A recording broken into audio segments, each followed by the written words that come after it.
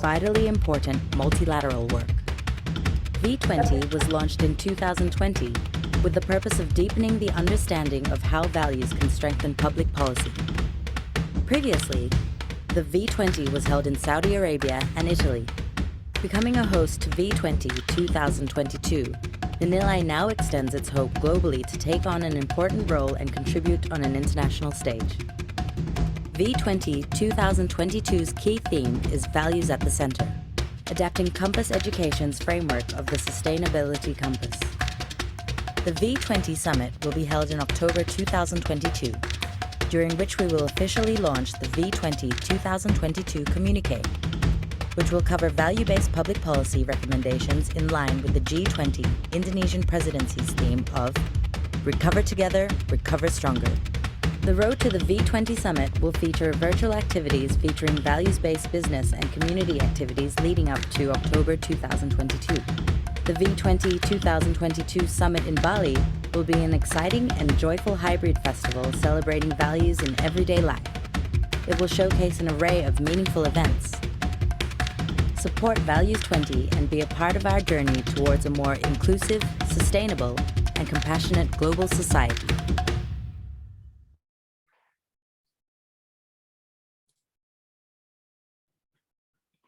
Selamat pagi.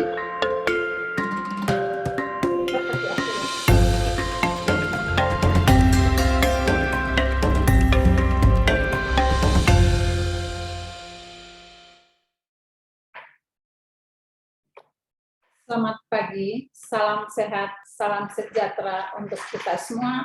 Assalamualaikum warahmatullahi wabarakatuh. Selamat datang pada konferensi pers Value 20 untuk mengantarkan sebuah side event berjudul Sustainability Compass, pendekatan budaya berbasis nilai untuk menghadapi tantangan global. Berlangsung secara hibrid dari Nusa Dua Bali Convention Center, side event ini akan menghadirkan, petang nanti ya, 20 pembicara dari 7 negara, termasuk Indonesia, dan 3 dari 4 pembicara itu akan hadir di konferensi pers kita pagi ini, yaitu Ibu Vivi Yulaswati, Mbak Alisa Wahid, Ibu Pamela Doherty, dan ada Pak Irfan Setiaputra.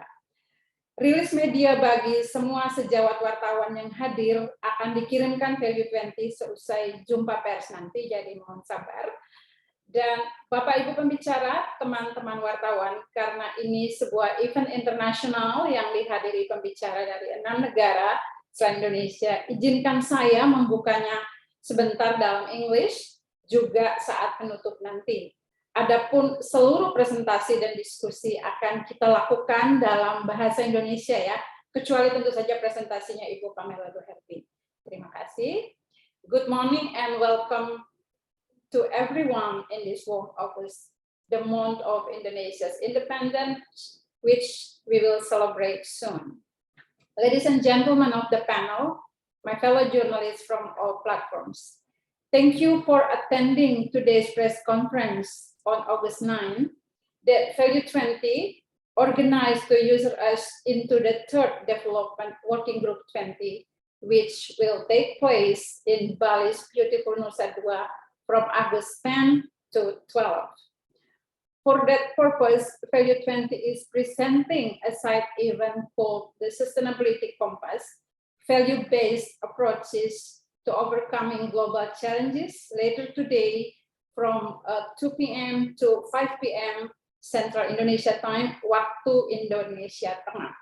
The side event will include a mini talk show as well as a series of interactive activities. Dan kita berupaya menargetkan, we target around 1,000 participants, around 150 orang hadir di Nusa Dua, while the rest will join live via Zoom and YouTube. In today's press conference, we will discuss the same topics dalam bahasa Indonesia, tentu saja Sustainability Compass, pendekatan berbasis nilai untuk menghadapi tantangan global. Our 4 speakers, they are national and international figures who have serious concerns about the strength and primacy of values that live and thrive, are here and ready to share with us their views. The first is Dr. Vivi Yulaswati, MSA, MSc. She is staff khusus ya, expert staff to energy and poverty reduction at the National Development Planning Agency, Bappenas. She is also chief of the National Secretariat of Sustainable Development Goals Indonesia. She will give an opening address for today's site event with the topic G20 Development Working Group Forum Agenda and its link to the value awareness. Through awareness of values as inclusivity, humanity, and sustainability, we can have a better understanding about how important it is for the mankind to achieve SDGs. We also have today, we are so happy to have our co-Sherpa of Value 2020, Mbak Alisa Wahid. She is widely known for her activities in advocating the values of diversity, inclusiveness, and religious tolerance. Itu kita selalu ingat Mbak Alisa kalau soal 3 soal ini. Pada 2019 ya, Mbak Alisa was appointed as the Ambassador of Sustainable Development Goals by Bappenas. She will present to us the Value 2020 topic of Sustainability Compass Approach and Achievement of SDGs in this site event. Through Mbak Alisa, we hope to hear about preparation of the Value 20 communique documents that based on Sustainability Compass, which was adopted from Compass Education Institution. It was built upon the cardinal direction of a compass, North Nature, Alam, East Economy, West Wellbeing, Kesehatan Jiwa Raga, and South Society, Masyarakat. This is where our collective efforts, together with the entire society, to revive values that benefit the nation's development, particularly as our 77th Independence Day is just around the bend. Sebentar lagi ya, 17 Agustus. The President, Director of PT Garuda Indonesia, TBK, Pak Irfan Setiaputra will be also present later ya. 30 menit lagi mungkin beliau datang. He will speak to us about value-based practices in the business world. Pak Irfan is the Value 20 Advisory Board, and Garuda Indonesia is a partner for this event, and we hope that we'll continue to support the future program of Value 2020. Pak Irfan emphasized the values of business sustainability as an important fundamental in accelerating corporate performance to provide a positive and constructive impact on various important dimensions of social life. The active involvement of corporate sectors in formulating business policies oriented towards sustainability values to address global problems is a valuable contribution in the effort to achieve sustainability growth and a global economic stability. These are factors that Garuda Indonesia continues to harmonize as the flag carrier as well as the V20 partner to carry out the country's mandate for the benefit of the broader public. And we have Ibu Pamela Doherty. Selamat datang, Ibu Pamela, welcome. Is a V20 co-founder and task force chief for the V20 team that is currently formulating the values proposal for the G20 forum. Very important job. Penting sekali. Terima kasih, Ibu Pamela. In today's side event, Ibu Pamela will present to us the topic of why values are needed to face global challenge. And she emphasized how forums like G20 are critical in facilitating cooperation to meet the challenges that we are facing. As the global agenda grows and the challenges become more complex and diverse, so there's the need to collaborate more effectively. There is an important opportunity to be more value-driven in the way we collaborate and meet those challenges. And we have Ibu Alexandra Askandar. Beliau tidak hadir di sini, tapi beliau akan menjadi pembicara kunci ya, keynote speaker in the later in today's forum, site event forum. And she will see implementation and awareness of the importance of cultivating the best values of our society shows the G20 forum and the world that Indonesia is a big and grow up nation. One real example that Ibu Alexandra seeks to revive is applying the values of akhlak ya, jadi BUMN, trust, competent, harmonious, loyal, adaptive, collaborative for all of BUMN as exemplified by PT Bank Mandiri of Value 2020 partner for this event. Before begin, sebelum mulai, izinkan saya please allow me to inform everyone about some technicalities. Pertama, speakers akan mengantarkan semua presentasinya dalam bahasa Indonesia except for Miss Pamela Duherty who will use English.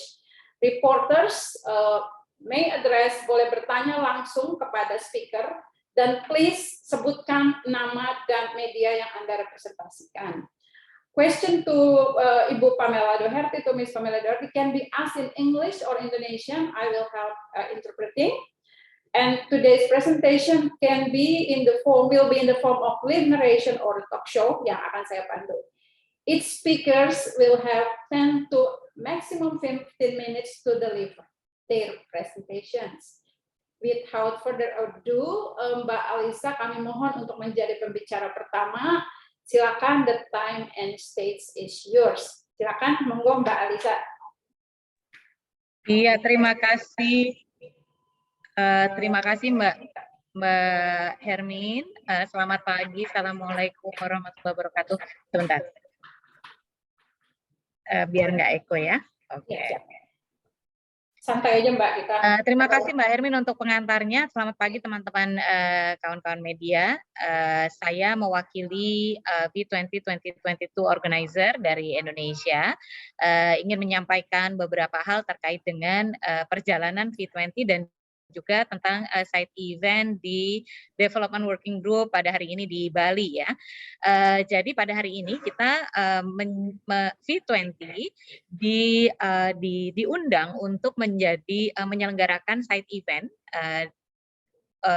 yang kita mengambil tema adalah ini yang ada di belakang nih, Sustainability Compass, Value-based approaches to overcoming global challenges, dan terutama ini dalam konteks challenges-nya adalah goals di dalam konteks SDGs gitu.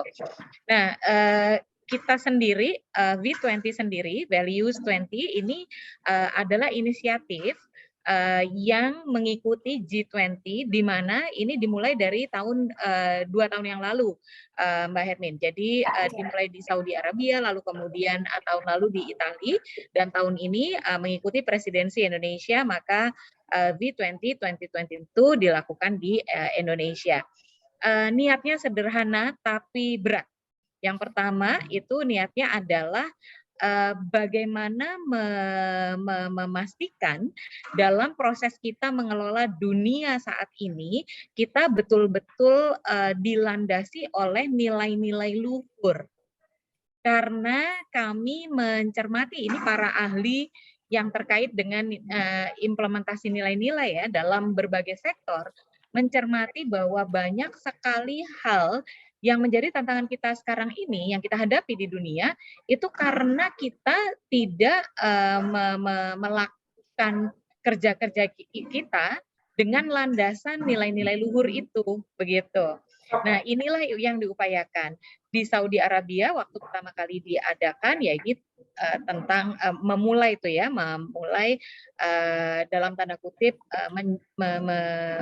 membangun kesadaran bahwa nilai itu penting. Lalu kemudian di Italia niatnya itu adalah bagaimana nilai itu dibawa ke tengah. Nah, di 2022 ini Values 20 di Indonesia ini membawa semangat bagaimana agar nilai-nilai luhur itu benar-benar bisa diaplikasikan dalam aksi nyata, dalam kehidupan nyata. Itu yang ingin kita lakukan. Nah, kalau dalam bahasa Indonesia tuh, dalam konteks Indonesia Mbak, itu mirip dengan membumikan Pancasila gitu ya. Bagaimana nilai-nilai luhur bangsa Indonesia itu benar-benar menjadi panduan. Nah, ini nih values untuk hidup bersama nih sebagai sebuah planet dan masyarakat yang menghidupinya gitu ya. Nah, kami menggunakan Sustainability Compass atau Kompas Sustainability untuk mengelola kerangka kerjanya teman-teman sekalian. Jadi supaya nggak bingung values itu diterjemahkan bagaimana. Itu tuh kami menerjemahkannya dengan menggunakan kompas ya, arah mata angin, pakai bahasa Inggris, North, West, South, East gitu. North itu kita bahasakan nature atau alam, lalu kemudian West itu well-being, kesejahteraan, South itu society, jadi kita bicara tentang bagaimana membangun masyarakat yang landasan value-nya kuat, lalu yang terakhir itu adalah ekonomi gitu. Kami menganggap empat arah mata angin ini menggambarkan betapa krusialnya aspek-aspek ini atau dimensi-dimensi ini. Nah, di dalam V20 2022 kami memfokuskan upaya untuk mengonsolidasikan aktor-aktor yang mengelola sistem di dimensi-dimensi itu, Mbak. Gitu. Kami mengundang para expert, para pelaku lapangan, representasi masyarakat untuk masuk di dimensi-dimensi ini untuk membicarakan sebetulnya untuk mengelola dimensi kehidupan ekonomi kita di dunia ini, value apa yang paling tepat. Bagaimana dengan society? Value apa yang paling penting untuk kita gunakan mengelola kehidupan bermasyarakat kita sebagai dunia gitu. Begitu juga untuk mengelola alam dan mengelola kesejahteraan ya, aspek-aspek kesejahteraan manusia begitu. Harapan kami dengan kolaborasi dari berbagai sektor, berbagai dimensi, kita kemudian bisa membangun pendekatan yang lebih berbasis sistem dan bisa memandu kita dengan lebih baik. Karena kalau SDGs itu kita tahu ya ujungnya itu yang target kita adalah tahun 2030 kita punya 17 goals yang harus diselesaikan begitu yang dianggap sebagai tantangan global. Nah, salah satu pilarnya itu adalah partnership begitu.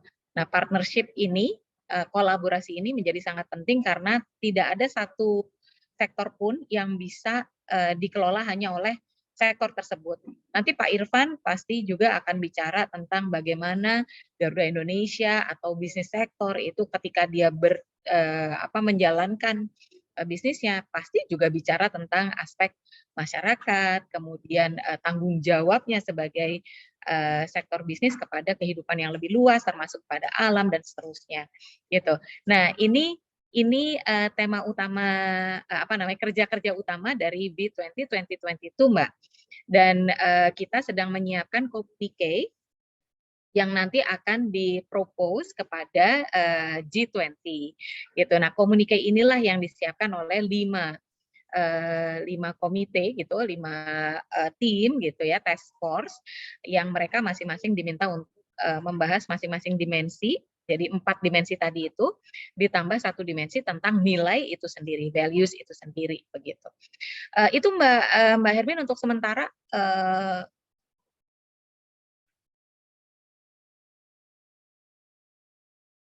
Mbak.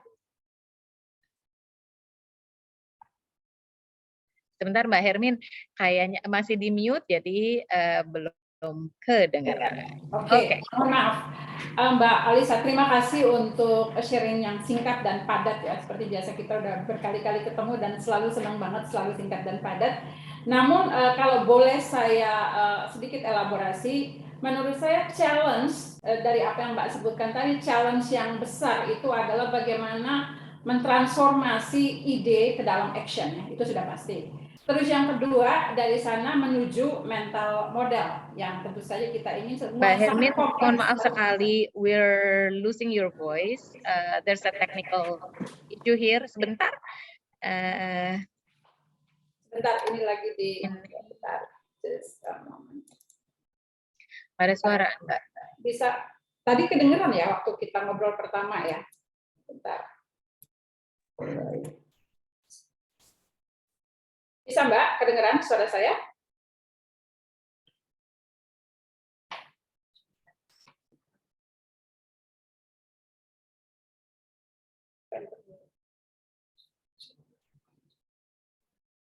Mohon maaf. Apa mungkin di situ ya yang tidak terdengar? Di sini, kalau di sini sih udah on. Ya Mbak, kayaknya di gadget yang saya pakai. Gitu. Aman ya? Suara aku udah kedengeran belum? Sekarang sudah kedengeran Mbak, sekarang sudah kedengeran. Oke, kita masih ada waktu beberapa menit karena Mbak Alisa punya waktu sampai 10.30 sebetulnya. Jadi izinkan saya mengelaborasi sedikit beberapa poin penting yang tadi.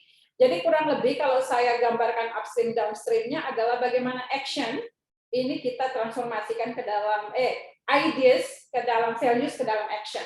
Karena itu yang penting. Kalau cuman values doang kan di awan-awan ya, masih dia harus turun ke bawah. Istilah Mbak tadi bagaimana Pancasila dibumikan gitu. Nah, dari sini tentu saja kurang lebih kalau pakai bagian alur berikutnya adalah bagaimana kita menemukan mental model. Semua yang kompleks itu bagaimana kita masukkan ke satu kanal yang single supaya itu bisa actionnya itu bisa ada panduannya. Nah, tapi hemat saya Mbak Alisa dengan judul kita yang kita janjikan kepada semua wartawan hari ini Sustainability Compass adalah yang perlu kita underline itu bagaimana supaya ini sustain. Karena itulah tantangannya bukan hanya di dunia, di Indonesia pun bukan hanya urusan G20 ya. Dalam banyak hal kehidupan lembaga-lembaga negara segala macam itu sustain ini yang jadi problem. Kira-kira apa ya Mbak Alisa ya supaya sustainability ini bisa menjadi sesuatu yang kita bawa bersama di dalam G20 2020 untuk menyokong kerja besar kita di Indonesia Presidensi G20. Iya, itu memang tantangannya ya Mbak. Jadi kenapa konsepnya adalah sustainability development goals, karena target kita adalah sustainability. Dan kenapa sustainability compass? Justru karena kita juga menginginkan sustainability itu gitu ya. Nah, pertanyaan pentingnya tadi bagaimana caranya agar sustainability ini bisa kita bangun, itu salah satunya adalah dengan memastikan pelaku sistemnya itu punya mental model yang tepat gitu. Kan gitu. Jadi karena gini Mbak, sebetulnya kita ketika merespon sebuah situasi, sebuah tantangan nih, ya global challenge nih. Ini punya global challenge apa? Misalnya kalau Indonesia sekarang yang lagi seru itu stunting misalnya gitu ya. Gitu, karena stunting itu kelihatannya sepele tapi ternyata menentukan kualitas kehidupan manusia Indonesia gitu ya. Nah, kita bisa mengubah policy ya, bisa mengubah policy. Tapi kalau mental modelnya itu nggak diubah, itu sama aja Mbak, nggak akan terjadi perubahan yang sustainable begitu. Karena itu mental modelnya harus berubah. Mental model tentang kesehatan anak dan akhirnya tentang perkawinan anak, tentang poverty, tentang kesehatan reproduksi, tentang kehadiran perempuan, status perempuan, bagaimana masyarakat itu memposisikan perempuan, itu semuanya akhirnya masuk gitu. Padahal kita hanya membicarakan stunting gitu. Nah, supaya benar-benar ini bisa sustainable, maka para pelaku sistem yang terkait dengan stunting itu perlu punya mental model yang tepat. Nah, mental model yang tepat hanya bisa didapatkan dengan values yang tepat.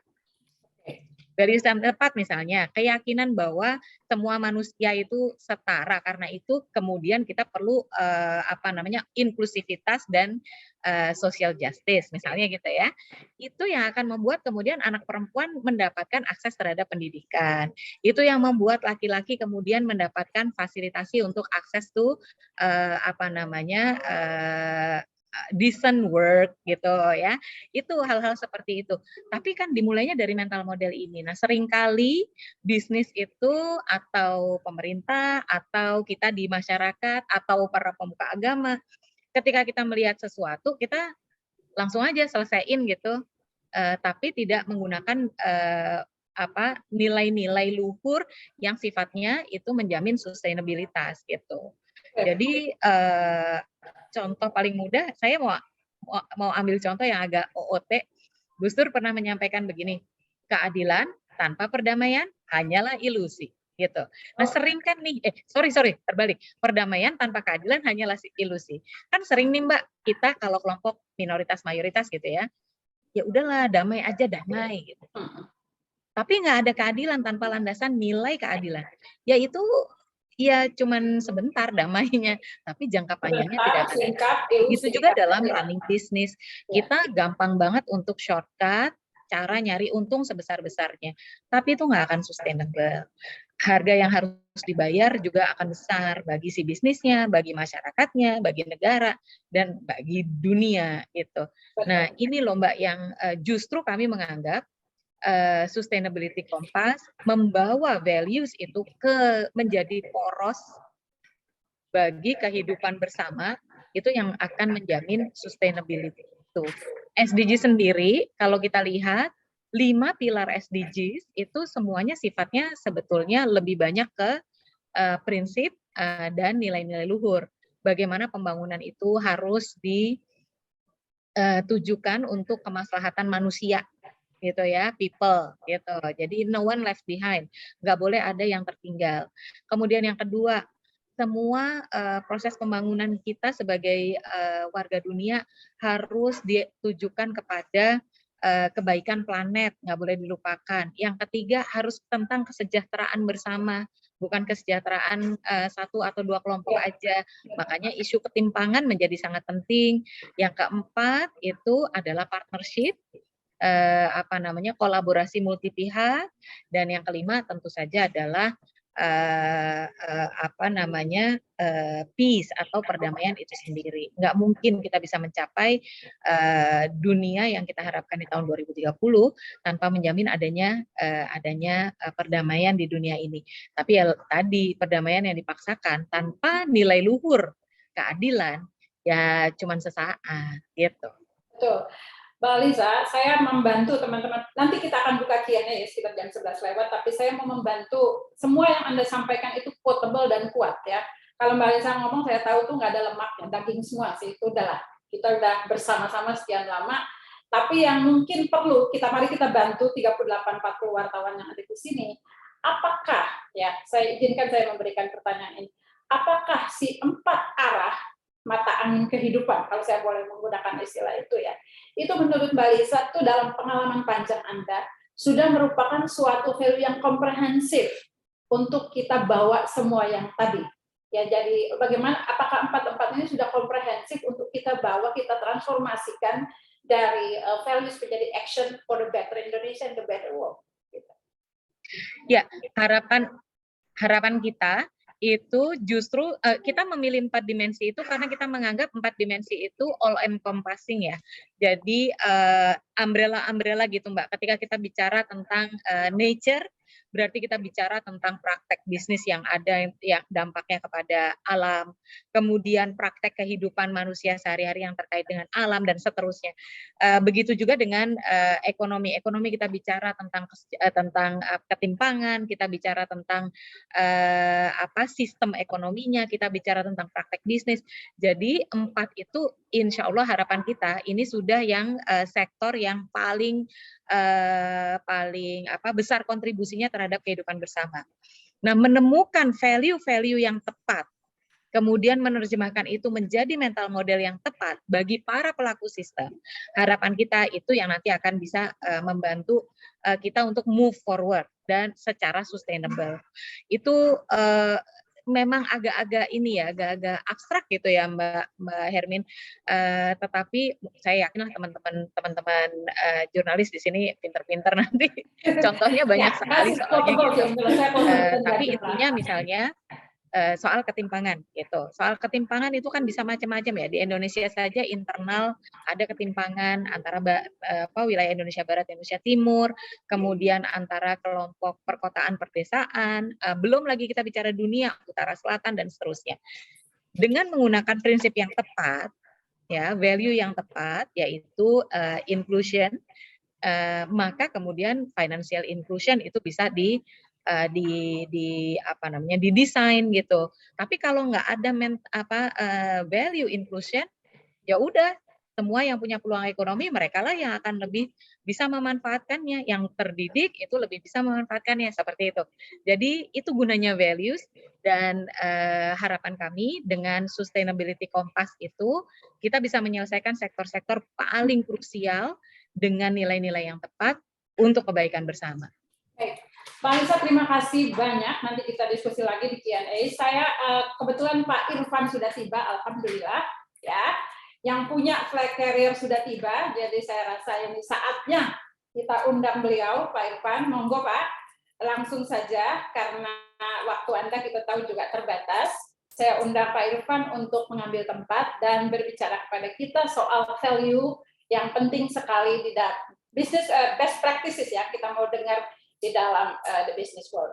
Monggo Pak Irfan, waktu dan tempat kami persilakan. Pak Irfan, apakah sudah hadir? Kalau di sini terlihat sudah hadir ya. Gitu. Jika Mungkin masih persiapan kali, Mbak. Oke.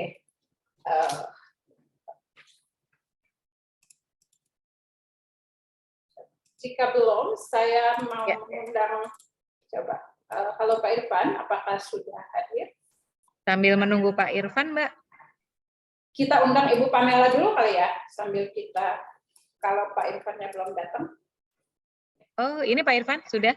Alhamdulillah. Bapak hadir. Iya, kalau Bapak Selamat. sudah ditunggu-tunggu.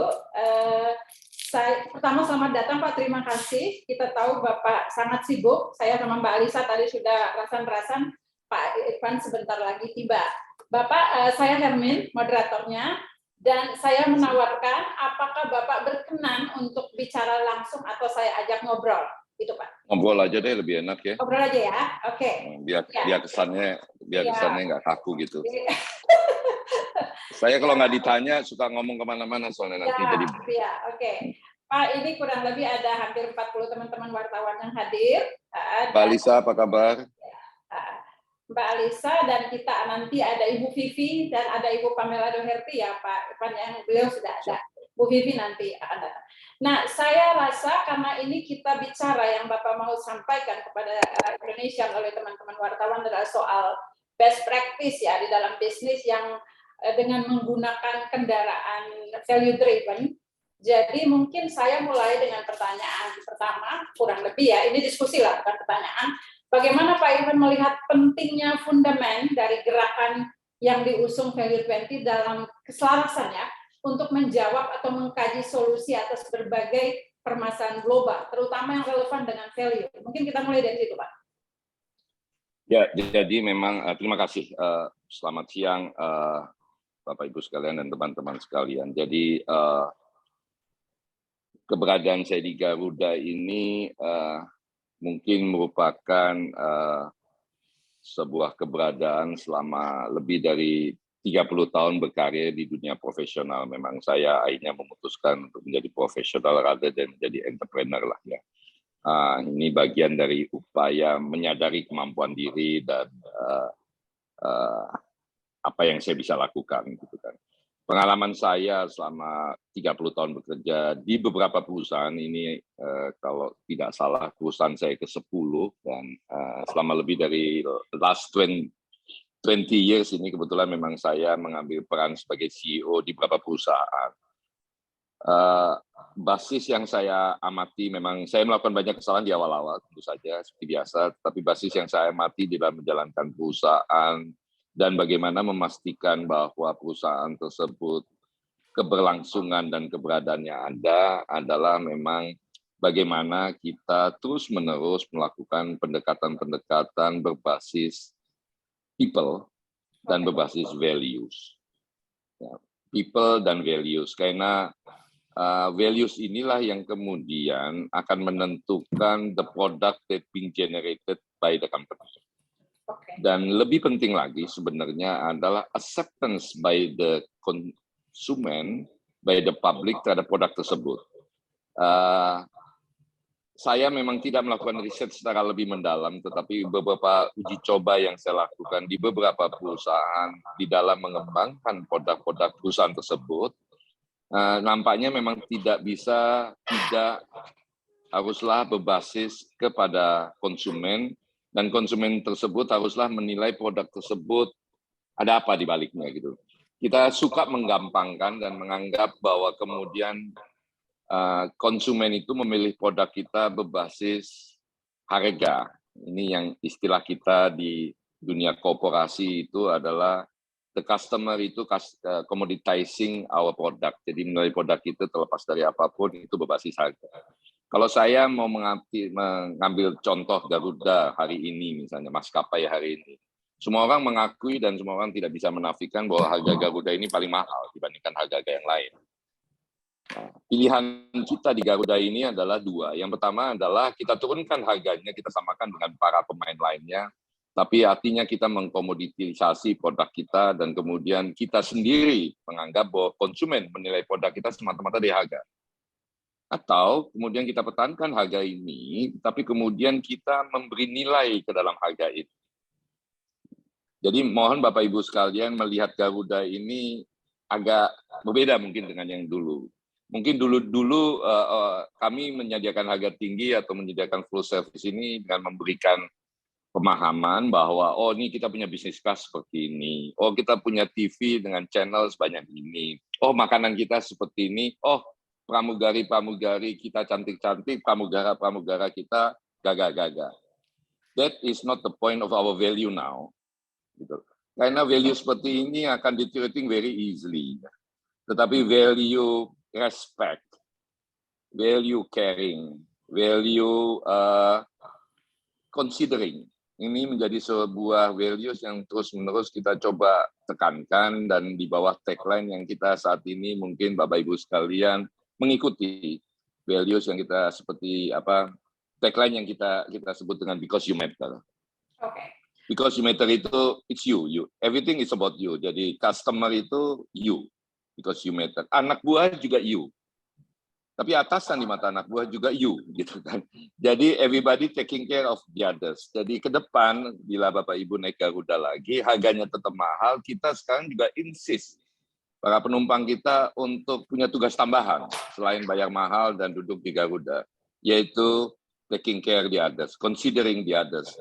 Mungkin pernah mendengar atau pernah menonton iklan kita, atau bukan iklan, sosialisasi kita soal membawa backpack, ya. Jadi kita berharap bahwa orang yang naik pesawat bawa backpack itu tolong diturunin backpacknya. Ya, karena ketika kita pakai backpack, ketika kita bergerak, kita merasa badan kita yang bergerak. Di mata orang itu backpack dengan badan. Jadi ketika size Anda besar dan backpack Anda tebal, begitu Anda gerak, Anda mengenai banyak orang. Sementara Anda sendiri akan merasa yang bergerak tubuh Anda, padahal seluruh tubuh dan backpack itu bergerak. Dan ini mengganggu banyak orang. Kita terus-menerus mengingatkan para penumpang kita, tolong backpacknya ditaruh di tangan, di bawah. This is part of our expectations, request kita to our passengers untuk taking care the others. Jadi ini values yang terus-menerus kita akan tekankan, Bapak Ibu sekalian, dan saya tetap sekali percaya bahwa membangun produk itu harus punya nilai di perusahaan, dan produk tersebut harus dianggap bernilai oleh para penumpangnya. Oleh sebab itu values menjadi sangat-sangat penting di dalam perkembangan perusahaan, dan saya percaya keberlangsungan perusahaan itu karena dia punya values, tetapi interaksi perusahaan itu dengan para customer-nya juga berbasisnya haruslah berbasis values. Demikian sebagai pengantar. Terima kasih. Ya, Pak Irfan, saya tertarik pada yang Anda sampaikan tadi ya, sebetulnya singkat. Ada satu yang saya underline adalah ya Anda ya, jadi yang kita pentingkan itu you, Anda dalam service.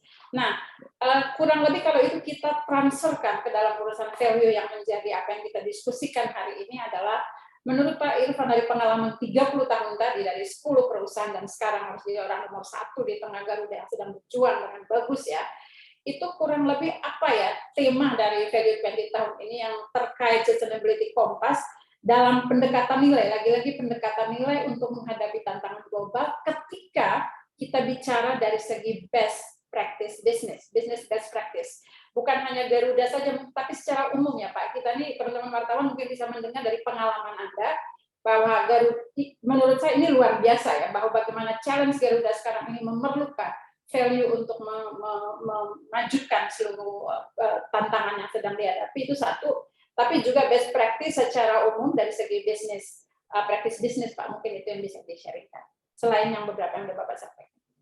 Ya, itu tadi yang pertama ya sebagai pembuka ya. Dan kemudian kalau Anda nanya terkaitannya gitu, kembali lagi sebuah korporasi itu juga mesti ini my belief dan ini yang juga terus menerus kita kedepankan itu adalah mesti memberi arti terhadap keberadaannya dia. Ini sangat menantang. Saya dulu pernah kerja di bank misalnya. Kerja di bank ini kan sederhana saja bank itu kan. Anda minjem duit, Anda naruh duit kita kasih bunga, Anda minjamkan duit kita kasih bunga. That's it gitu kan. Tinggal kita kemudian memilih tipe customer kita atau dalam tanda kutip bunganya berapa sedemikian rupa sehingga orang tertarik, network Anda seperti apa supaya orang kemudian lebih mudah misalnya berinteraksi dengan bank Anda. Airlines, apa sih bedanya airlines dengan taksi? Apa sih bedanya airlines dengan perusahaan pelayaran yang membawa orang dari satu tempat ke tempat lain dan membawa barang dari satu tempat ke tempat lain? Ketika kita kemudian membasiskan diri kita pada hal-hal seperti begitu dan memposisikan diri kita sebagai sebuah perusahaan yang berbasis transportasi ansih, then we are losing the values in front of the public. Tetapi juga kita kemudian kehilangan arah mau kemana kita bawa perusahaan ini. Kami di Garuda akan terus menerus dan telah menjalankan ini. Memang dari kita ini memang pandemi ini membuka kotak Pandora sebenarnya buat Garuda gitu ya. Jadi sebuah keniscayaan yang terjadi selama pandemi ini, tapi membuka mata kita bahwa there's so many things that we've missed ya. There's so many things that we forgot.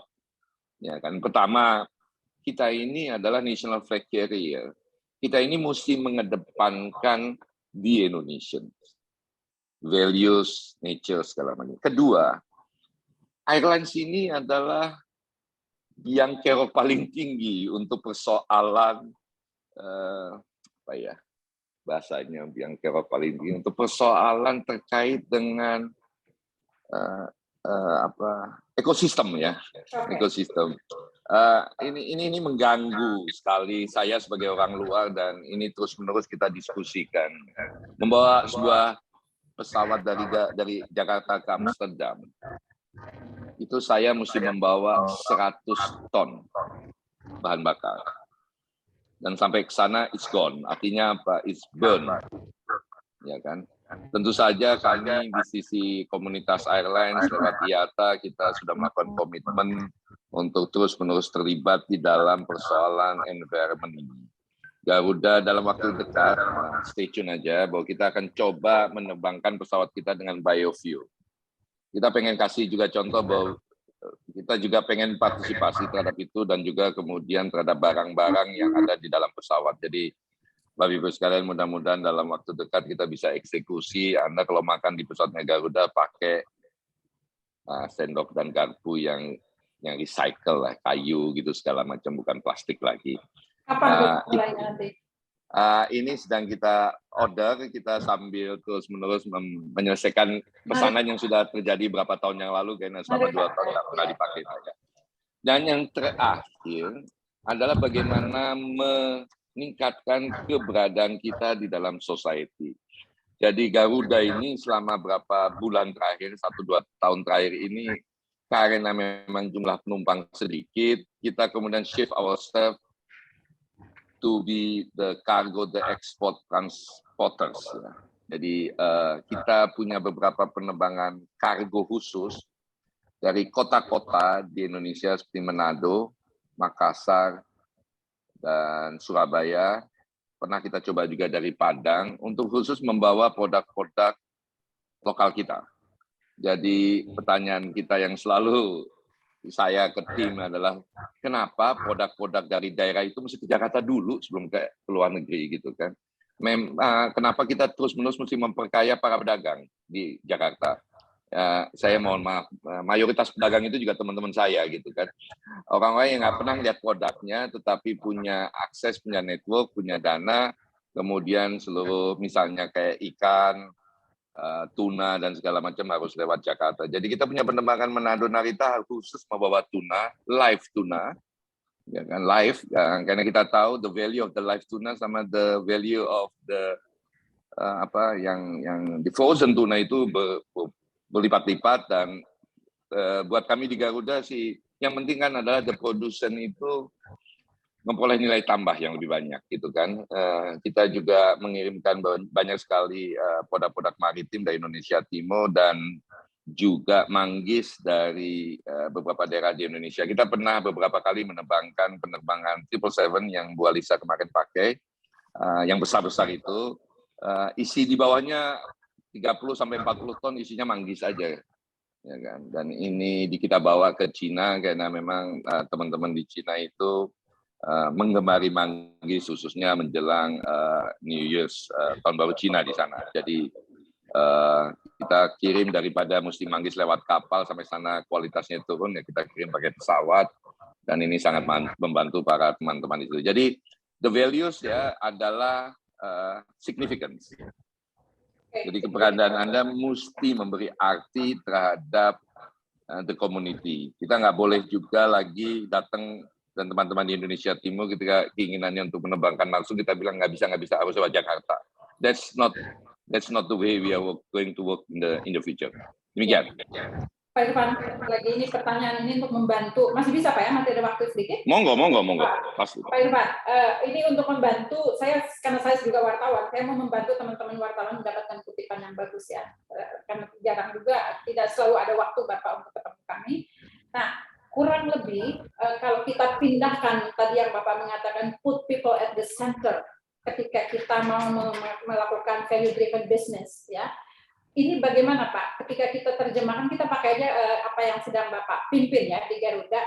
Ketika kita menempatkan people at the center of the gravity of business, apakah ini misalnya mempercepat menurut Bapak? Apakah Bapak yakin ini akan mempercepat bagaimana Garuda akan mengatasi tantangan-tantangan yang sedang dia perjuangkan? Artinya ini bukan hanya pesan untuk soal Garuda, tapi juga untuk the business world. Mungkin itu. Ya, saya beberapa kali memimpin perusahaan dalam kondisi yang tidak baik ya, karena market situation ya. Walaupun memang situasi Garuda ini paling menakjubkan dari sisi challenge-nya ya, dengan utang sekian besar. 9 kalau kata teman-teman wartawan. Ya, bebal, lebih tepatnya bebal lah mungkin gitu kan. Pak Ali sampai ketawa di belakang. Orang yang tepat dibutuhkan mental toughness soalnya. Oh iya, benar. Ya, tapi memang akhirnya makin mengental my belief ya, bahwa yang akan membuat sebuah perusahaan ini terpuruk adalah the people. Yang akan membuat perusahaan ini survive ke depan dan kemudian maju, at the end of the people.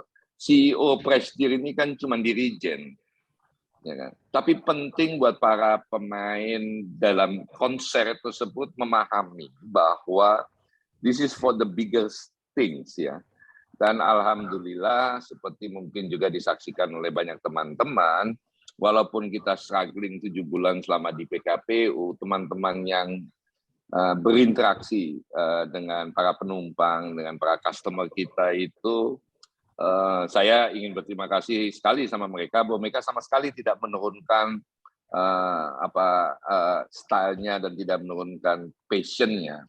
Sehingga banyak dari teman-teman saya yang menyampaikan informasi ke saya, gua nggak ngerti deh, apakah karyawan lu, misalnya the pilots, pramugari, mereka yang di check-in counter itu memahami nggak bahwa Garuda lagi susah dan lagi PKPU.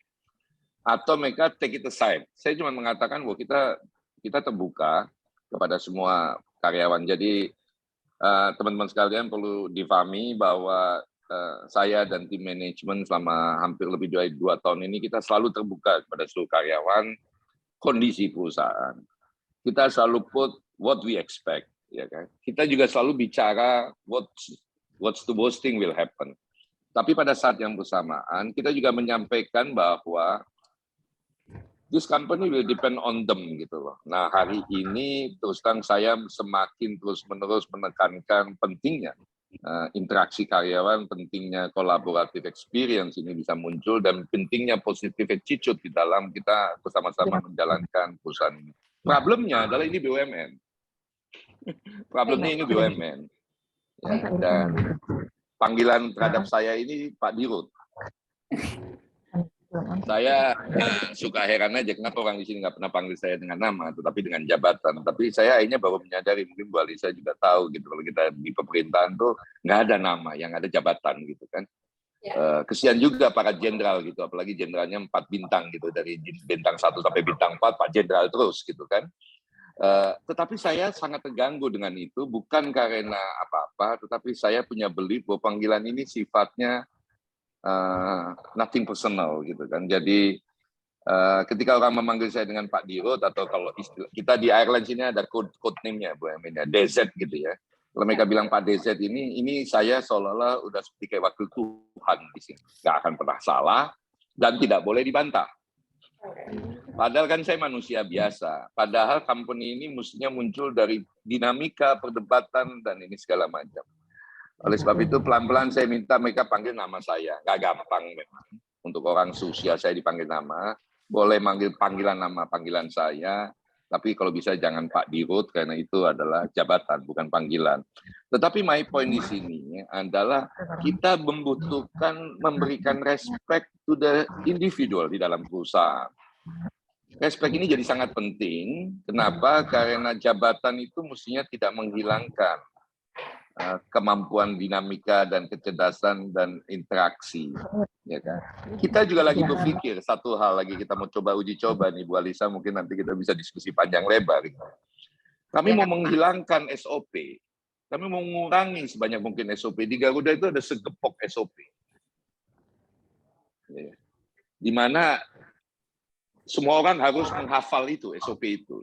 Padahal SOP itu menurunkan nilai-nilai kemanusiaan dari seseorang. Nilai-nilai kemanusiaan dari seseorang itu kan basically cuma ada 2 hal yang penting, ya, bukan cuma ada 2 hal yang penting. Yang pertama adalah kemampuan dia berpikir dan mengambil keputusan.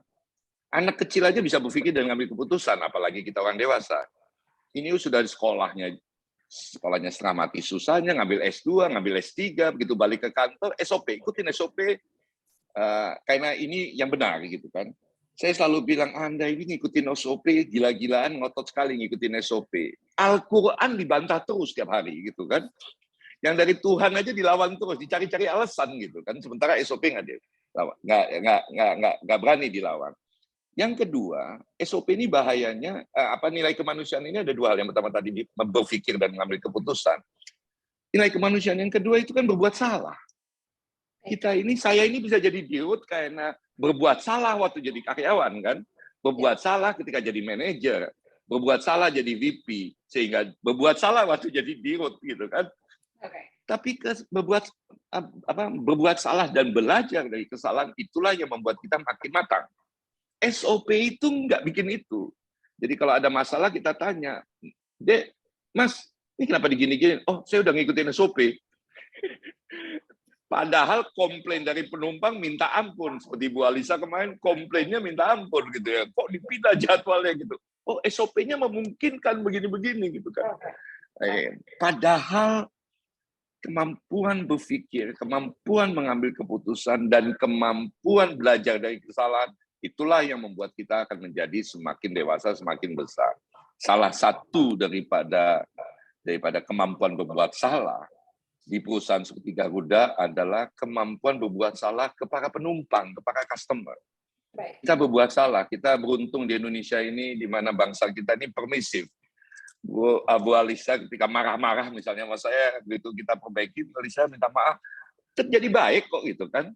Dan kita bangsa yang gampang memaafkan, apalagi selalu ada Idul Fitri gitu kan.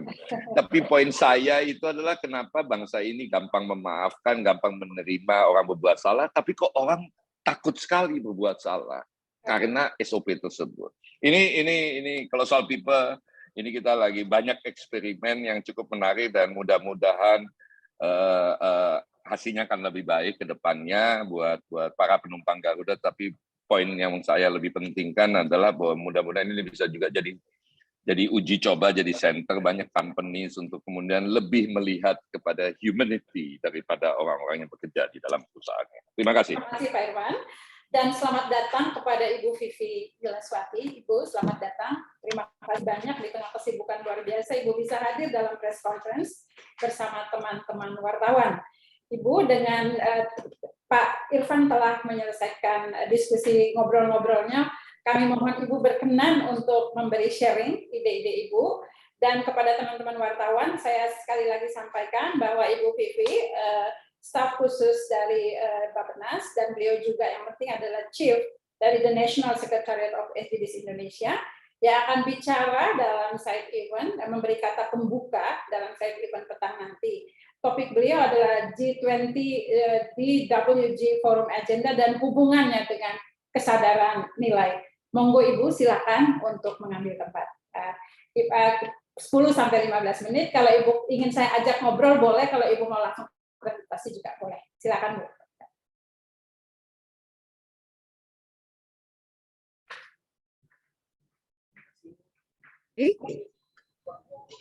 Oke, saya sedikit koreksi Ibu Hermin, saya sebagai staf ahli Menteri Perencanaan Pembangunan Nasional Bappenas bidang sosial dan penanggulangan kemiskinan.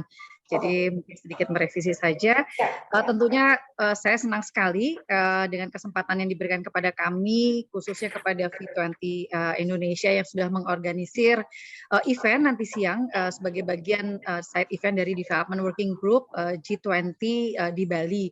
Kegiatan yang mengangkat tema Sustainability Compass, Value-Based Approaches to Overcoming Global Challenges, saya pikir sangat relevan dengan situasi saat ini yang penuh tantangan dan juga ketidakpastian.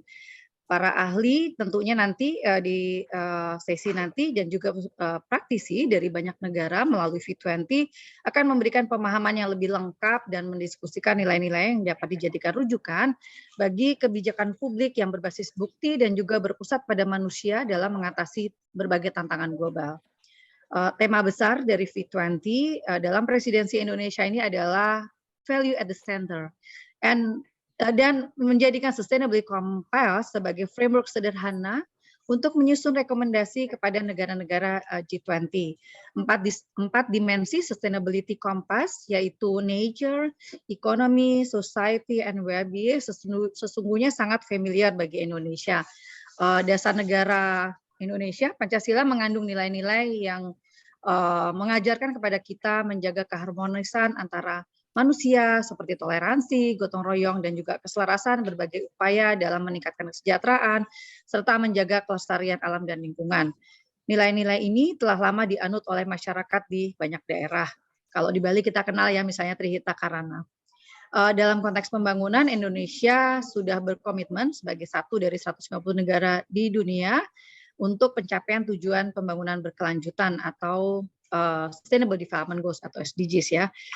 Tentunya pencapaian SDGs ini juga merupakan salah satu upaya kita mencapai berbagai komitmen global lainnya seperti net zero emission di tahun 2050. Jadi mungkin saya ingin menyampaikan poin mengenai keselarasan alignment antara Sustainability Compass dengan pencapaian SDG di Indonesia. Selain sebagai framework untuk pembangunan berkelanjutan, Indonesia sudah mengarusutamakan prinsip, target, dan juga indikator SDGs dalam pembangunan nasional, mulai dari perencanaan pembangunannya di pusat dan atau di nasional dan juga daerah, kemudian juga rencana aksi baik itu di nasional dan juga di daerah, serta berbagai instrumen referensi pelaksanaan SDGs. Seperti misalnya metadata dan juga pedoman untuk melakukan monitoring dan evaluasi serta pelaporannya. Nah, dengan berbagai kelengkapan instrumen tersebut, kami terus mendorong kolaborasi dan peran serta tidak saja tentunya pemerintah dan pemerintah daerah, tetapi juga non-state actor, meliputi dunia usaha, filantropi, perguruan tinggi, NGOs, dan juga media. Nah, tentunya selain kolaborasi ada kata kunci lainnya yang penting untuk dilaksanakan dalam mencapai SDG tepat waktu, yaitu localizing SDGs. Jadi bagaimana prinsip-prinsip global, universal principles meet with the local values. Dan tentunya upayanya tujuannya adalah untuk mempercepat pencapaian SDGs. Nah, untuk menginspirasi dan mendorong para pihak dalam mengembangkan berbagai inovasi dan juga mencari terobosan, kami Bappenas saat ini mempersiapkan Indonesia SDGs Action Award di akhir tahun 2022 ini. Nah, jadi Tadi kita sudah bicara kolaborasi, kemudian localizing SDGs, ada satu kata kunci lagi yaitu interlinkages. Kalau kita bicara SDGs tidak harus milih satu atau ke-17-17-nya ya, tetapi think about the interlinkages. Bagaimana punya dampak, misalnya dari pendidikan punya dampak untuk meningkatkan kualitas lingkungan perumahannya, akses ke air bersihnya, pengelolaan sampah, dan pada gilirannya juga tata kelola. Nah, penerapan kebijakan gender misalnya memperhatikan perspektif HAM, khususnya untuk kelompok rentan yang tinggal di berbagai wilayah pelosok negeri ini, tentunya akan mempercepat target-target terkait. Sinergitas pencapaian antar tujuan dan antar target berperan untuk membangun ketangguhan yang saat ini menjadi sangat relevan untuk kita lebih siap menghadapi guncangan-guncangan yang kedepannya bisa jadi lebih dahsyat dari apa yang kita alami saat ini.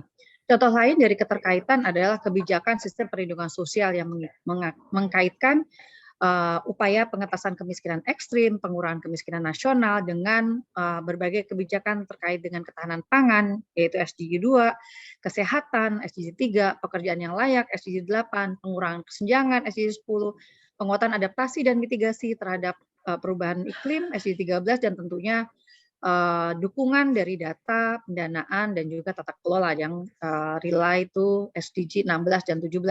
Jadi keterkaitan ini tentunya dan juga tadi kolaborasi dan localizing akan menjadi rujukan untuk pendanaan yang selama tahun 2020 ya, khususnya untuk perlindungan sosial, karena kita bisa integrated, itu tambahannya sampai 13% out of APBN, sekitar 381 triliun. Jadi framework kolaborasi dan juga aksi-aksi nyata yang saling terkait ini sebetulnya yang kita inginkan melalui atau resiliensi ya, pemulihan yang resilience. Nah, tentunya bagaimana kemudian supaya semuanya terjalin dengan baik, values itu menjadi kata kunci berikutnya yang bisa menjadi grease, bisa menjadi katalisator ya untuk mempercepat semuanya.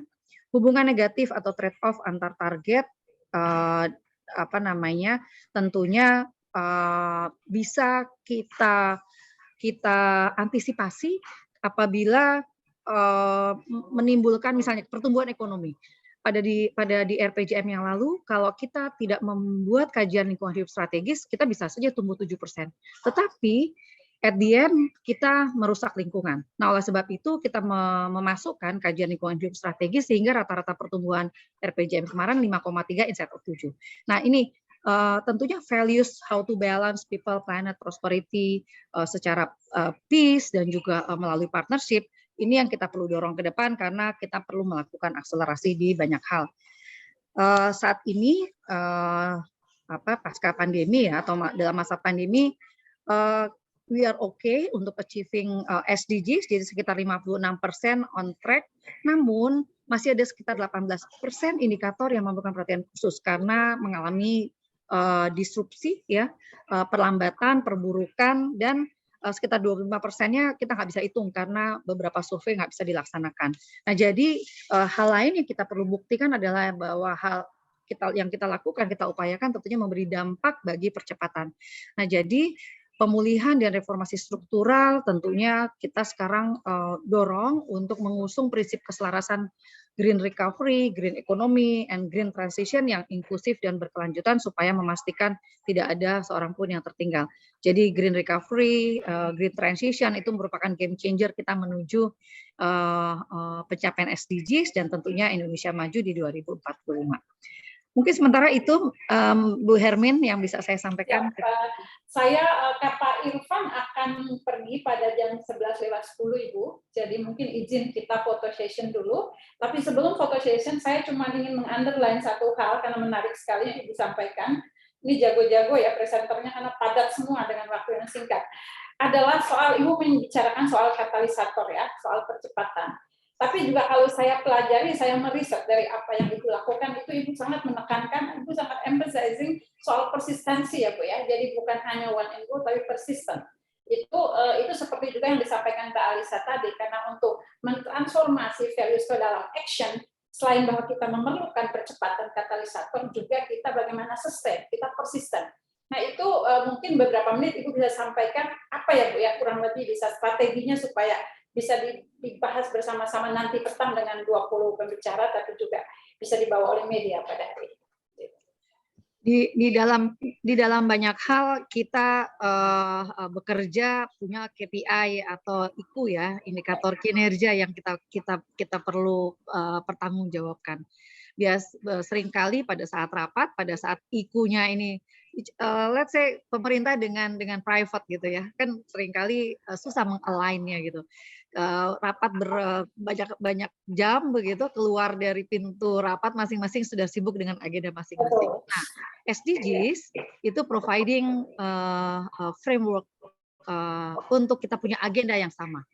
Kemudian ada indikator, ada target, ada goal yang kita juga capai sama-sama gitu ya. Nah, aligning berbagai agenda kita untuk mewujudkan pembangunan yang berkelanjutan, tentunya kita tidak bisa bicara hanya instant cases ya, waktu cepat gitu. Jadi siapapun pemimpinnya, siapapun menteri gitu ya, pada saat kita berkomitmen, Indonesia komitmen dan pada giliran kita akan ditagih di tingkat global, by 2030 ya use SDGs as a framework for collaborations and juga doing the acceleration tadi.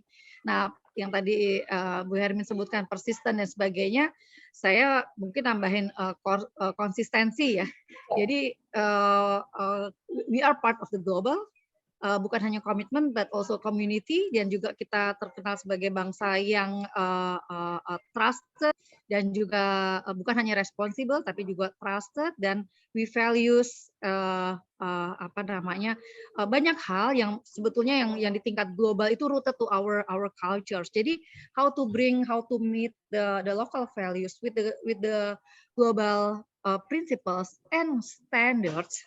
Itu yang kita coba upayakan lewat V20, tentunya proses-proses alignment ya antar negara dan sebagainya itu merupakan part of our learning curve juga begitu ya, untuk menyamakan agenda lintas benua negara ini.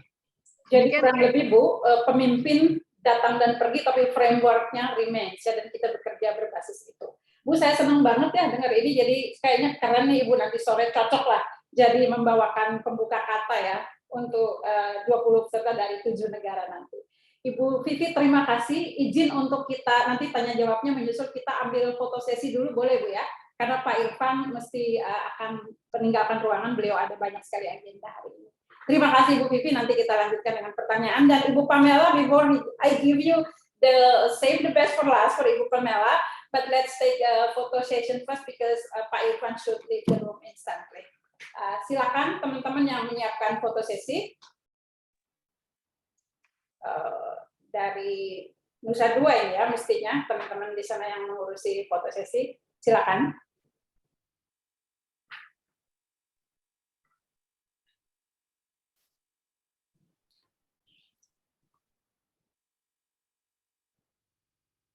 Mari kita mulai. 3, 2, 1. Smile. Satu kali lagi. 3, 2, 1. Terima kasih banyak, Bapak. Ya, terima kasih untuk Pak Irfan yang akan meninggalkan kita, dan mohon Ibu Vivi berkenan masih bersama kita dan teman-teman wartawan sampai nanti, mudah-mudahan masih ada waktu. Ibu masih mau menyampaikan sesuatu? Ya Pak, monggo. Terima kasih banyak. Mohon maaf, Bapak Ibu Terima kasih Pak Irfan. Sampai bertemu di kursi Garuda Pak ya, nanti kalau naik Garuda kita mudah-mudahan bertemu. Terima kasih Pak Irfan. Ya. Pak Hermin nyebut di kursi Garuda, saya langsung terima kasih Pak Irfan. Terima kasih ini sponsornya. Gitu. Ya, baik Ibu Vivi, terima kasih banyak. Nanti kita diskusi dan tanya jawab. Dan Ibu Pamela, thank you for being with us today. And please, the stage and time is yours, Ibu. We are the around 40 journalists is waiting to hear your ideas and your space. Please. Thank you. Thank you very much. Yes, pleasure, Ibu. Thank you for this opportunity. Yes, I've been a member of the V20 from the beginning in Saudi Arabia and worked with the team to focus initially on leadership values across the globe. Worked as a member of the content working group to develop the overall policy recommendations for the communique. And this year, working with the Indonesian team, it's been a great pleasure to lead this very special project, looking at G20 values as an institution. Beyond my work with V20, I also lead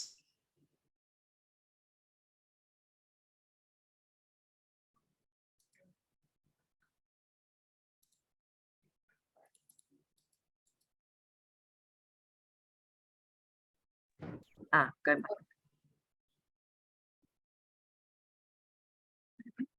I think I just dropped out for a second. I'm back now. Yes. Oh, thank you. Hope you can hear me okay. So I'll be presenting today the initial outputs of the project that I've been leading on behalf of the whole of the V20 founding group. I've just pulled together a short number of slides to give you a summary of that presentation for the purpose of this discussion today. So the project came about as a direct result of discussions with stakeholders within the G20 Secretariat here in Indonesia. Their curiosity is about the values of themselves, of G20 as an institution. So we were asked to take a look at that and provide some insights and advice for them to digest and take forward. So moving on to the next slide. So the starting point we felt was already a strong one because G20 is a well-established and recognised institution for global cooperation and driving not just global prosperity, but advocating good governance and supporting the focus on achieving good quality of life for all. So we felt that this institution, albeit informal, is already tremendously successful. But if you look at the scale and the complexity of global challenges, the job of the G20 is only going to get harder. So we do feel and advocate the opportunity to accelerate their work by being even more values driven in their approach as an institution. Just moving on to the next slide. So one of the key messages I'll be presenting today is to talk about the different types, the different forms of cooperation. Because if you think about the role of G20, it's very different leaders from very different nations coming together, trying to solve some common challenges or opportunities. So what do different types of cooperation look like? Well, for me, they're clearly on a spectrum, and they start with decision alignment, where people come together with an outcome in mind, a decision in mind. And that's often how people do try and come together to reach outcomes, but it's limited in its opportunity because it often leads to a more competitive approach and people competing with each other. If you think about the next level of cooperation, it's where people come together with a shared interest. So a shared desire to work on a particular topic.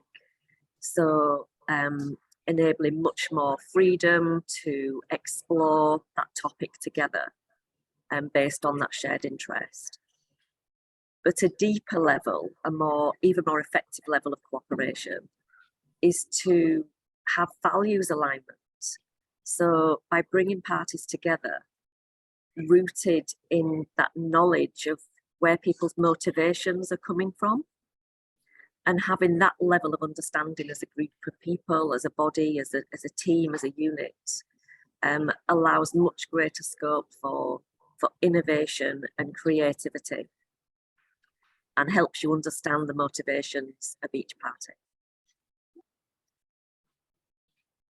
So the G20 is complex. On one hand, it's a group of global leaders coming together to debate and to make decisions on critical global topics. But on the other hand, those leaders are representing different nations with different physical boundaries, very different cultures and histories and ambitions. So there's a complexity of that kind of physical and cultural dynamic, yet being driven by a group of people. So understanding those cultural and diverse nuances through values is, it's surely an imperative, it is surely critical. And when you think about it at that level, this challenge is not unique to G20. Teams, organisations, even countries face this challenge on a regular basis, which I break down as follows. Having alignment on your mission, coming together in a unified way to coalesce around some shared goals. Values awareness, understanding the different motivations of individuals within a group, and having that more heightened consciousness of their values. And then the one step further for me is values alignment. So where a team or organisation or institution comes together and agrees a common set of values that enable the delivery of that shared mission and enable that connectivity on a really authentic basis. So we can't answer the question, what are the values of G20? But we have explored, looking back at the impact and the decisions and the narrative that G20 have had in the past. So we've made a starting point for the G20 to take on board and take forward with. And we've done two things based around the declaration each year, the formal outcome of the G20 summit. We've looked at how does that align with the Sustainable Development Goals in terms of where the focus is. We've also looked at the declarations to understand the expressed values in that narrative, to understand the values that are being displayed publicly. And I'll share some highlights of that analysis. For the SDGs, so this moving picture displays the cumulative occurrences of where there's reference to the different SDGs over the years. So this is a cumulative picture year on year, and you can see at the bottom as it moves through the different years of presidency. And in the bar chart above, how the focus changes and increases across those different SDGs. And that's enabled us to just take a picture, a snapshot of where the energy is, where the focus has been in terms of some of those very important global topics. And then just with a different view, you can see the very different level of focus. And this is since 2008.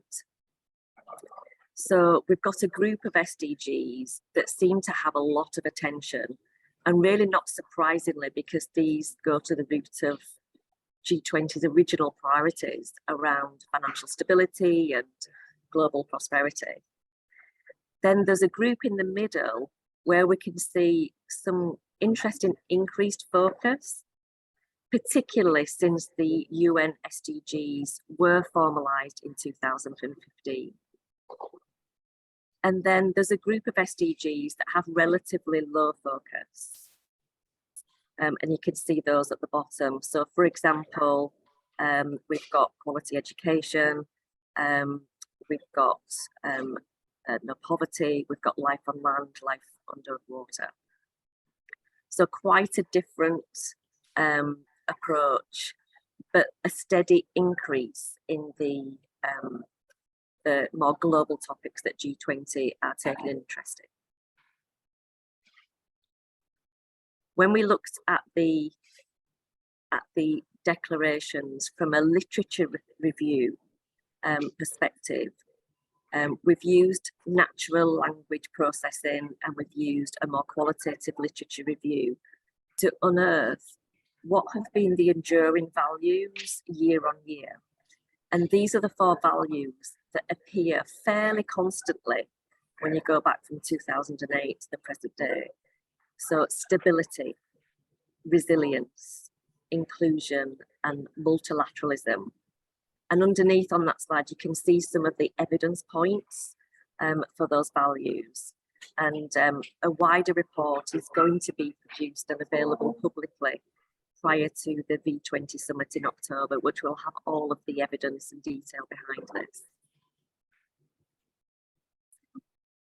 So just to start to wrap up some of the concluding points, we do observe and support G20's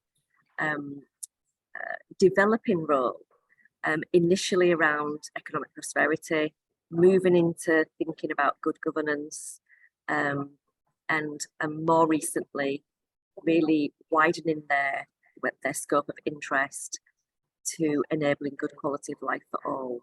We observe those 3 domains and we celebrate that widening of focus. Where we see the opportunity is for G20 is to shift the dial to the right. And just to bring you back to those types of cooperation I talked about earlier, to the left on this screen, it's that basic level of cooperation where people come together who want to reach a decision point. Whereas the right-hand side of this frame describes the level of cooperation where it's values-based, whether it's a deeper level of connectivity between parties. Organisations, even nations, are moving to the right, and we see the opportunity for G20 as a reputable and established global community to make that shift also. So we finish with some suggestions of how G20 can take these insights and proposals forward. We propose some actions for G20 themselves and actions for V20, our engagement group, to be there to support the G20 in the development and evolution of their work across the globe. Thank you. Thank you, Ibu Pamela.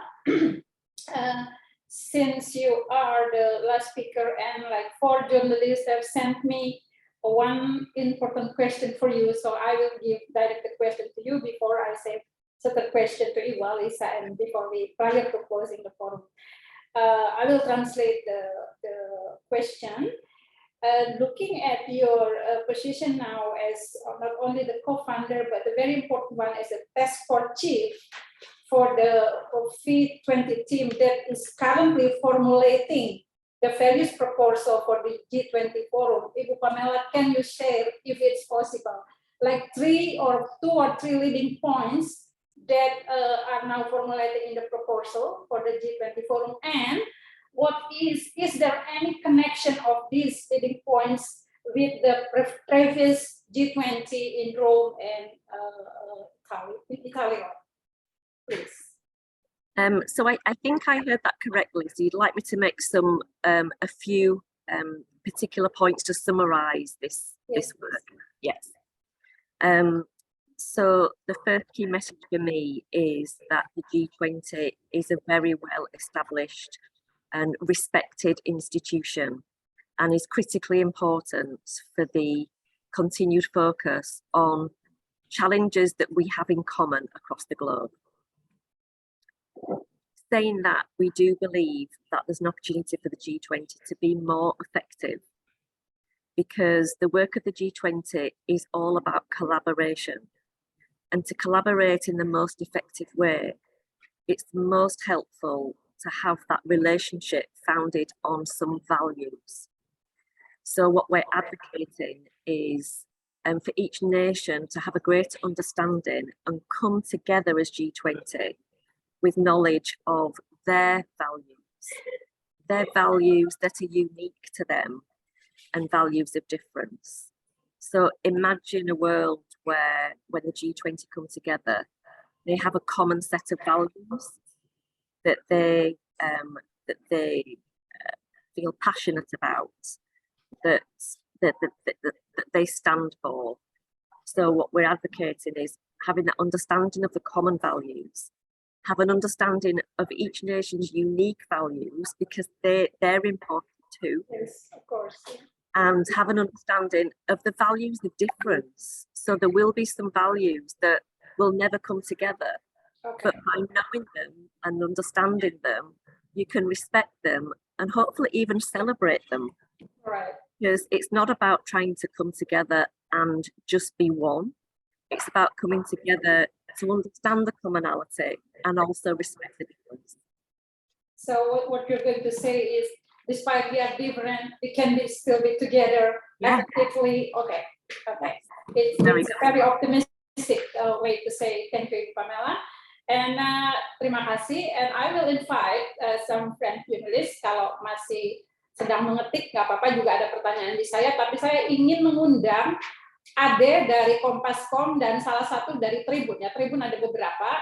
Saya mau mengundang pertama Mas Ade kalau ada pasti hadir, dan dari Tribun saya undang Mas Yanuar ya. Kalau dari Tribun News, silakan kalau mau bertanya. Karena kita punya waktu mungkin masih sekitar 5-7 menit. Ada? Kalau tidak boleh, yang mau tanya boleh.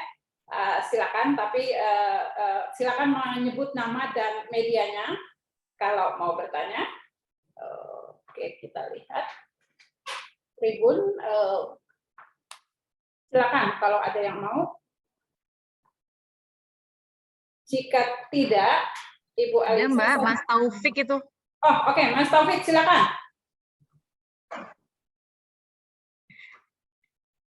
Monggo Mas Taufik, sebutkan nama dan medianya.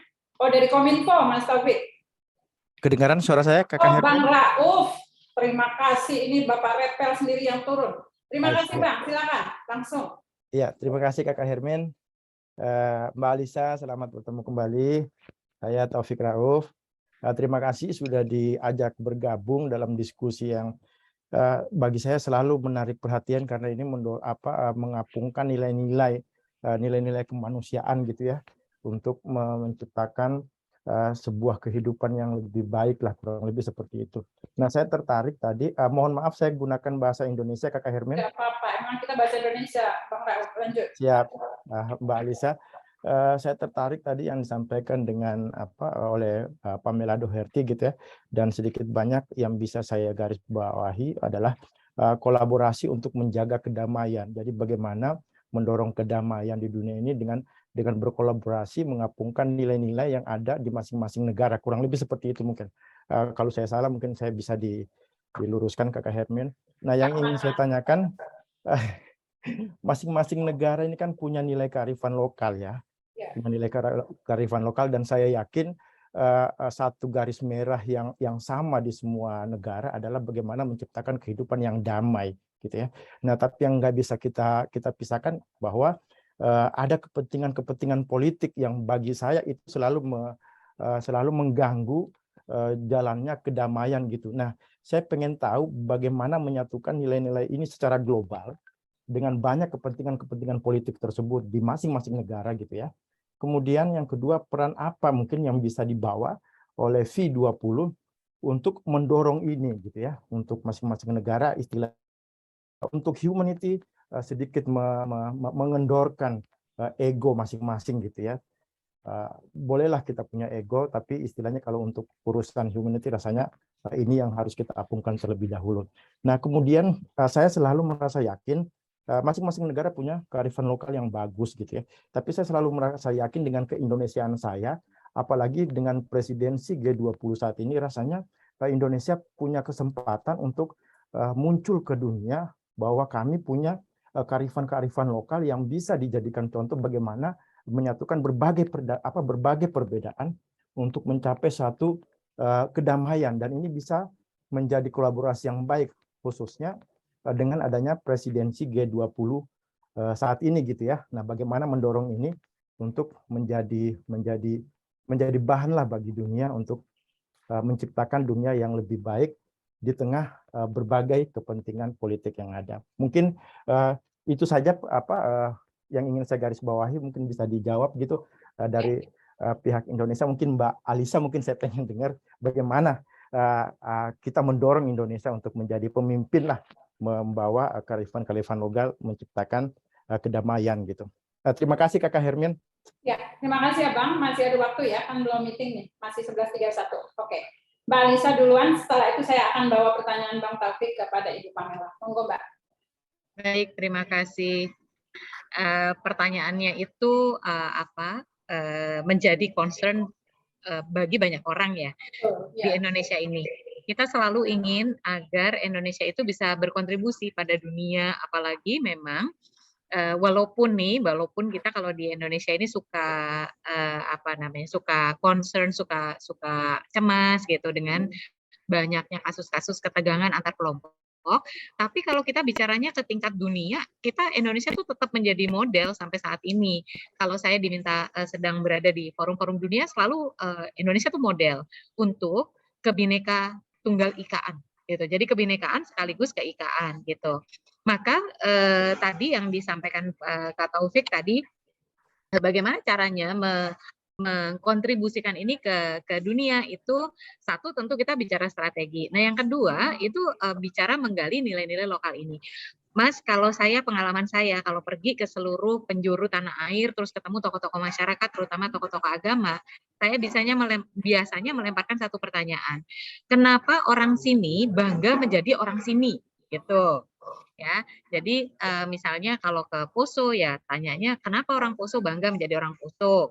Kalau ke Jogja tanyanya sama. Ternyata tuh ada satu nilai yang sama, yang mirip ya dengan istilah yang berbeda-beda gitu. Yang intinya kemudian oleh Bung Karno disebutkan itu nilai gotong royong gitu. Yaitu kalau di Jogja ya itu rukun agawe sentoso gitu ya. Harmoni, rukun, guyup itu akan membuat kita sentosa bersama-sama, hidup yang baik bersama-sama. Lalu kemudian kalau di Jawa Timur itu holopis, kuntul baris, itu kan juga kerjasama. Kalau kita ke Sulawesi Tengah misalnya Sintuku Maroso. Nah, semua daerah ini punya nilai yang sama, yaitu nilai kerjasama atau kolaborasi. Dan nilai kolaborasi ini kalau kita cari ke seluruh dunia, ya sama, ada nilai kolaborasi itu. Hanya kalau di Indonesia, nilai ini kemudian dipelihara oleh para pemuka agama dan para tokoh masyarakat.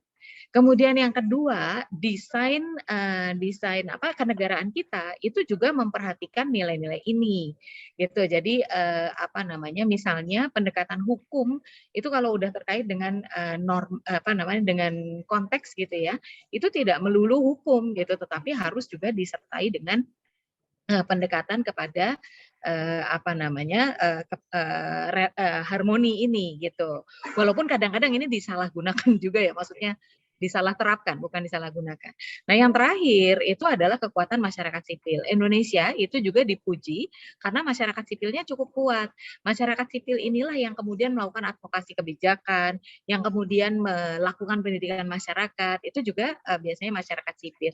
Jadi, misalnya salah satu contoh nih, di Poso itu ada aktivis perempuan namanya Mbak Lian Gogali. Dulu dia jurnalis ya. Ketika ada ketegangan di Poso, apa yang dia lakukan? Dia mengajak ibu-ibu dari kelompok dari masyarakat Muslim dan ibu-ibu dari masyarakat Kristen untuk ngapain? Untuk berdagang, gitu. Karena dengan semboyan tomat tidak mengenal agama, gitu. Nah dari sini perdamaian sangat quotable Mbak Alisa. Iya betul Mbak, gitu. Jadi kekuatan masyarakat sipil itu juga ikut menyumbang sehingga akhirnya kehidupan masyarakat itu sendiri, kehidupan masyarakat yang biasa berkolaborasi. Ini agak terkikis karena kalau menurut saya ya, karena sistem ekonomi, sistem perkembangan digital, perkembangan nilai itu kadang-kadang tidak memberikan ruang ruang penguatan terhadap terhadap nilai-nilai kolaborasi digantikan dengan nilai kompetisi. Yang penting kita untung, yang penting saya kerja di perusahaan besar, yang penting gitu. Jadi kemudian terjadi individualisasi begitu. Tapi kita bisa memperkuat nilai-nilai ini lagi, makanya judulnya Recover Together, Recover Stronger gitu. Kalau together baru stronger. Gitu Mas Taufik. Sedikit Kakak Hermin, ada yang menggelitik ke Mbak Alisa. Mbak Alisa, sedikit saya nanya, apakah kita kekurangan tokoh yang bisa membawa, menurut Mbak Alisa ya, yang bisa membawa semangat recover together, recover stronger gitu? Keras ini Untuk saat ini. pertanyaannya. Banyak tokoh kah? Apakah nanti akan memang kita menjadi kekurangan kriteria tokoh? 2024? Bukan. Enggak ke situ sebenarnya, enggak ke Iya, situ Mas. sebenarnya. Tapi istilahnya Tenang. kita kan selalu belajar dari tokoh-tokoh bangsa lah ya. Iya. Nah, sekarang sih, Iya. nah seperti itulah. Gimana menurut Mbak Alisa? Kalau menurut saya ingin mengutip almarhum Buya Syafi'i Ma'rif ya. Indonesia kekurangan negarawan, kebanyakan politisi. Nah, itu dia intinya yang saya tanyakan. Itu jawabannya. Layak dikutip. Iya, tapi di tingkat masyarakat, kelompok-kelompok masyarakat banyak champion itu, lokal champion tuh banyak Mas. Hanya mereka ini perlu difasilitasi untuk menjadi tokoh bangsa, bukan hanya tokoh lokal gitu. Lokal. Iya. Oke. I get the point, Mbak Alisa. Terima kasih Mbak Alisa. Ya, aku akan bantu terjemahkan sedikit karena ini tadi di Mbak Pamela itu ada peace and justice ya, yang poverty and justice. Ibu Pamela, this Taufik Rauf is the managing editor of InfoPublic from Ministry of Communication and Informatics. They are very big brands, 200 brands all over the country. He asked whether you can answer this, and I believe you can answer this very well. How should we use or we bring the local wisdom values? Because G20 and the broader world, many countries in the world, but he speaks from the ground, from Indonesia, because we are so diverse.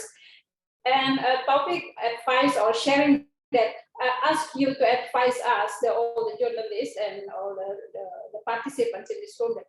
How should we bring or we use the local wisdoms wisely or effectively or well for a better world, especially in peace and justice?